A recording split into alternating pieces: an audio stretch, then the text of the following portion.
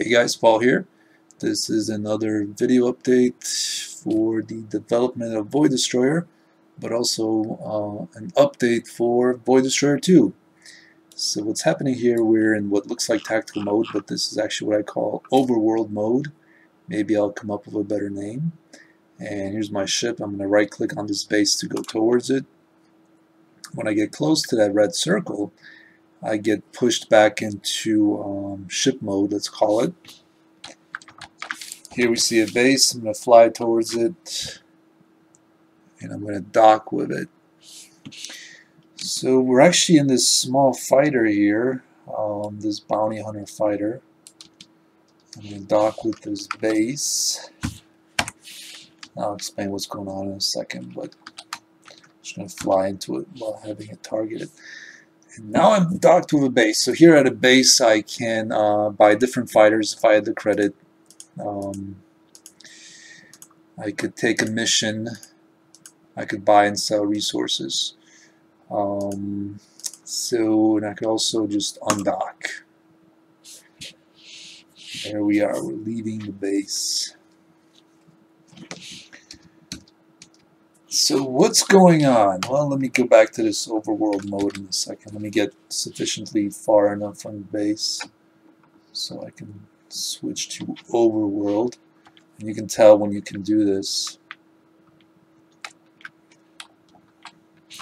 via in the upper right hand corner it says overworld available. And now we're in overworld. So what's happening is like the game Mount and Blade, Void Destroyer 2 is going to have this very simple overworld map. Very simple because it's two-dimensional. It's not three-dimensional. Right now it looks just like tactical mode. That might change for Void Destroyer 2. And as you can see, this base popped up. Once I got close enough, you see ships popping up as we're kind of getting in range. And these other bases get in range. So what I can do is I can right click on a base, or I can right click on a ship or station or whatever. I'll travel to it. I can also queue up commands. I can travel based on that order, just like in tactical mode, holding down the shift key. So when I hit this, click on this base when I get to it. So what's happening is Void Destroyer 2 is going to be this open sandbox game, and in part one of Void Destroyer, you could travel to different areas based on if the story allowed you, if the story mission allowed you. The story was pretty linear, and you could go from one place to another. In Void Destroyer 2, you're not going to have that limitation. And at the same time, you're going to start out in a small fighter, chances are, and work your way up in the world, just like most sandbox game. So you're going to buy a bigger fighter or a trading ship. You're going to hunt down pirates, do missions. Maybe you'll become a pirate. Things like that. Things of that nature. You'll dock with bases. You'll do missions. You'll defend bases. You might travel towards an asteroid field. You might see some pirates there. You might see some bounty hunters fighting pirates. You might help them out. You might hurt them. I think we all pretty much know what a sandbox game has to offer. That sort of freedom. So this is the very basic step towards Void Destroyer 2, and because there was a lot of, here's an asteroid field, you just go into it, probably gonna get murdered in there, because again I'm just in a lowly fighter, and there's a lot of ships including corvettes here. Now we're in an asteroid field. So yeah, that overworld mode is just this basic foundation for going from one spot to another, and for giving the game world this sort of a life to it. You're going to see transport ships, you're going to see civilian ships, you're going to see pirates leaving asteroid fields to attack cargo ships or mining ships. You might see mining ships in these fields, and you can always run away if you're sufficiently fast. You can switch back to overworld mode and hope that these guys don't chase you down, which this guy is. When he gets close enough, you know, we both get pushed back into ship mode, and fight happens, right? And it just so happens 1 versus 1, I'm going to be able to easily take this ship out, even though I'm in the starting fighter. So anyway, because this is fairly playable in its current state, I decided to just call this a mini Sandbox DLC and to release it to you guys, you know, to generate some feedback, to that sort of thing, you know, to improve the value that the game offers you. You know, because maybe you'll get like 5 hours out of this, maybe you'll get 10 hours out of this. If you're a huge Void Destroyer fan, you know, kind of depends on you, I guess. So I've decided to release this as this sort of mini Sandbox DLC, and at the same time I was thinking, you know, I'm not going to charge for this because it's reusing all the old assets from Void Destroyer. How much would I charge? Things like that. So I just decided, hey, I'm just going to make life simple for myself. I'm just going to release it for free. So I hope you guys enjoy this. You know, I hope you guys get excited about Void Destroyer 2. We can see these military ships are going to intercept that pirate that was chasing me. That's kind of what I'm talking about, this sort of life in the sandbox, right? So kind of getting back to this overworld mode, I know I'm kind of rambling, but it's two-dimensional, and that makes everything so much easier for me, so much simpler coding-wise.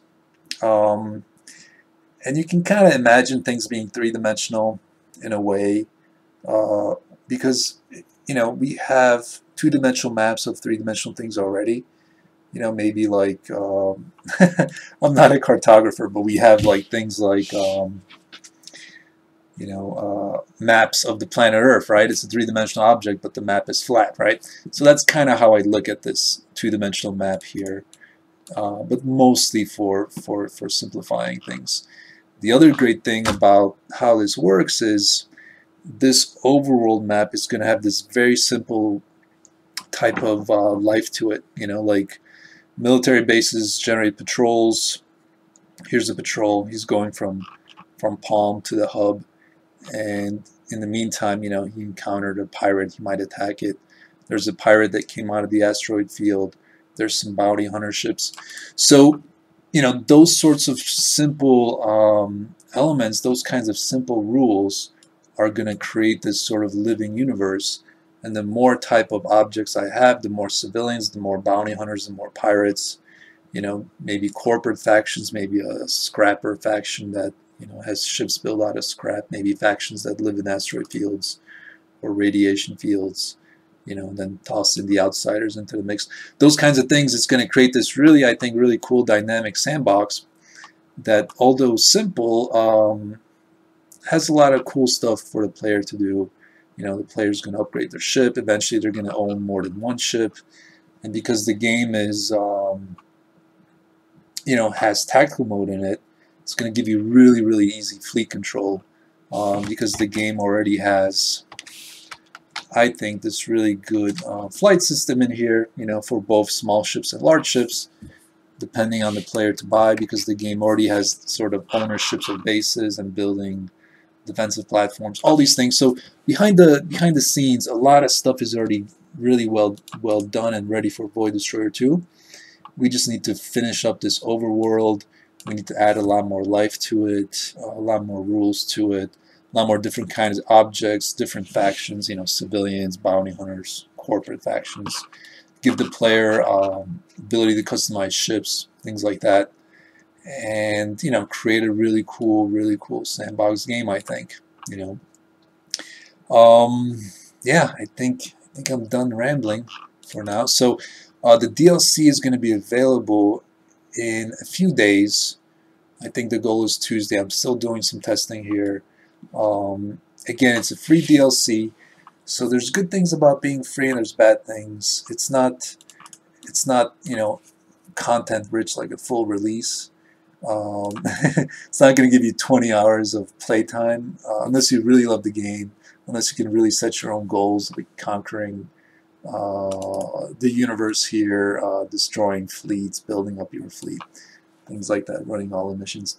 Maybe you could get a lot of time out of it, but it's not really intended for that. It's more intended like for maybe 5 hours, 6 hours, to give you some fun, to have you experience what Void Destroyer 2 might look like, not look like, play like, that sort of thing. So yeah, I hope you enjoy this free DLC. Hope you get a cool glimpse of what Void Destroyer 2 might be like.